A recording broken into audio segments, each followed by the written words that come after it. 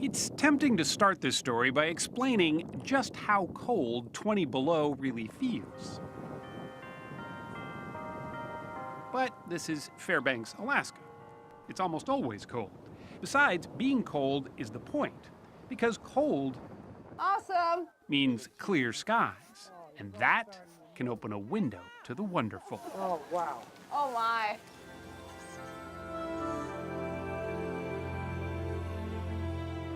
The Aurora Borealis, or Northern Lights. They've been dancing across these lofty latitudes for as long as the Earth has been dancing around the sun. From the International Space Station, time-lapse photos show just how impressive the show really is. But they are as elusive as they are mysterious, and catching the lights in person takes a bit of doing. If you're going out with us, you have to be prepared because we go out in any conditions that are safe to do so. And that means down to 45 below zero. That's still safe. Mm-hmm. Oh, yeah. As long as you're properly dressed for it, yes. Ronn and Marketa Murray's photos bring the Aurora into heavenly focus. I think we have good clear skies and the Aurora are playing nice finally. So. They also run a tour company, taking photo enthusiasts on the chase of their lives. We're going to head up to a little area called Cleary Summit. They're up when the sun is down, driving along Alaska's snow-covered roads We will be climbing to around 2,600 feet. to find the picture-perfect position Everybody got your cameras out and ready to go? All right. for this. Oh, wow. Ken and Kevin Fox from San Francisco couldn't believe their eyes. This green band had all turned purple, and then it started dancing around, and it just all opened up. The whole sky blew up. So Just like this, too. just like that. Most of the time, it's just like, wow. I mean, your jaw is just, you're trying to pick it up off the snow. You're just, wow. You said it's almost like a drug. It is. It is very much like a drug. For some of their clients, like this woman, the natural high can be almost overwhelming, in a good way. She just fell down and she dropped her knee and she's like, oh my God, thank you so much. It brought me to tears because she was really so excited. Is it a spiritual experience? It is very spiritual. It is very moving. It is something that touches you inside in a way that you can't, there aren't words for it. Best explained, the Aurora is essentially a neon sign without the tube. It all begins with the sun's solar winds. They send highly charged particles hurtling through space. Some of them are pulled toward the Earth's magnetic poles. It's the collision between those particles and our own atmosphere that creates that eerie glow. The Aurora Borealis in the north, the Aurora Australis in the south. When you're seeing the shapes, you're literally seeing the magnetic field lines being blown around by the solar winds. That's what it actually That's is. what it is. That's the dance. The Aurora can only be seen during the winter months, and some years the activity is better than others. In fact, there's no guarantee you'll ever see a display. But when it is there, there's no other light show like it. They're alive and free-flowing. Among some Alaskan natives, those green wisps are thought to be the spirits of their ancestors. Sean Topcock is an Inupiaq Eskimo. My parents would tell us stories, you know, if we whistle at the Northern Lights,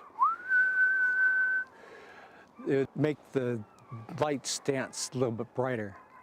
But if he whistled too much, they warned, The spirits would come down and cut off your head and play Eskimo football with your head. So you shouldn't whistle too loudly. the lights haven't lost all their mystery or the reverence afforded them. The Poker Flat Research Range outside Fairbanks was largely built specifically to study the aurora. Its main road is named after its former longtime director, Neil Brown. It was a huge mystery to us until we could use photography and simple spectrographs to document what those colors were.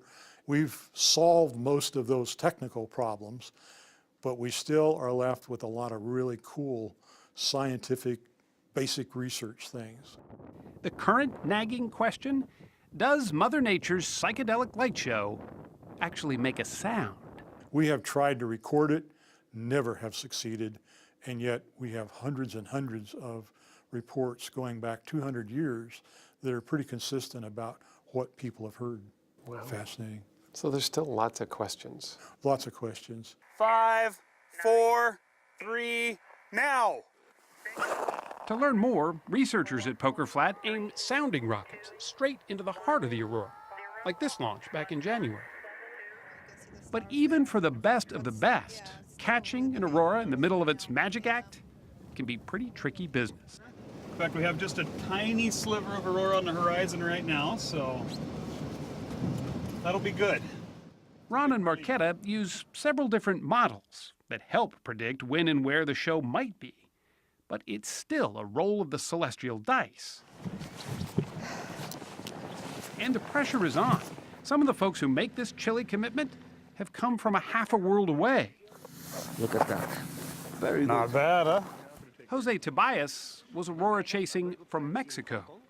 Personally, I think this is one of the natural things that we have to see in our lives. Very nice. May and Michelle came here all the way from Malaysia. It's my dream. Yeah? It's my dream to see that Northern Lights. But sometimes the stakes are especially personal. On more than one occasion, Ronn and Marketa have helped grant a dying wish, like they did for this man with terminal cancer. This is one of the last memories he had in his life, and so when you are responsible for that type of an experience for people, you learn that you can't take it for granted, because while we get to do this nearly every night, most of the folks we're taking out don't. It took us a few days of waiting, but the wait was certainly worth it. If Ronn and Marketa's pictures of us under the aurora's glow look almost fake, well, that's understandable. Because no picture, and certainly no words, can describe how that special glow can warm you from the inside out.